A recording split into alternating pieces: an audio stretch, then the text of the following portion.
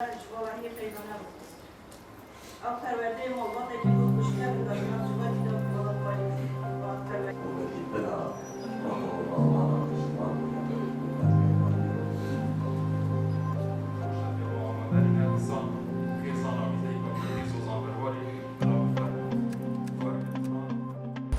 اف پرتوکه یان هزرا چکرنا به پرتوکه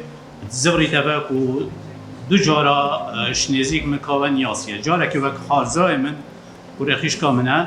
کل یاد ویجی کل بردستمه نویسینگه برایدی و خبات سال 1909 نه الف بیت که روزنامه‌وانی فر و دست کار خود کردی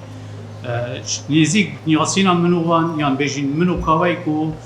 گلک دام کار کردی و پیک و مازن بوی او کار تکرن میکرد کو از وی پرتوکی بره بکن پرتوک وقت نویسین وقت رای وقت بچون گل گوتنا افنه کو من نکرینه تدا کاوه ناگوتی کاوالی خان به دنگ یاده دنگ ودا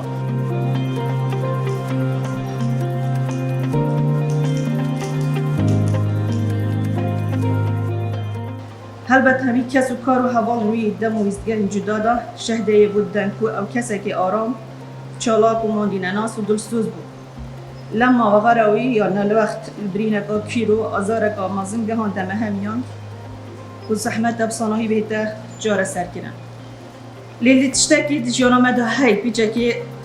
آزار مجبیر مدبت او جی که ابا که کوای دو زوارو که جیل پشخوه لاینه گوتی و گوتار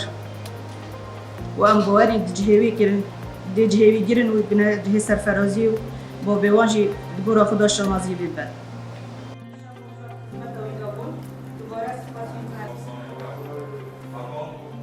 براستی کای ولای که گلک مازن چکر یعنی سالا که گلک دریش من بخو وکو کس من گلک سالا که دریج اب زحمت در باز کرد یعنی همه ایک شوان تشتا اف چالاکیا میا افرو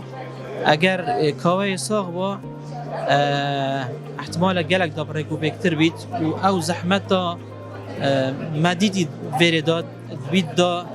یعنی نیوه ام بینین جبر نکب یعنی پشتوانه که مازن ما مجدز داید والله یک مازن چه بوده براستی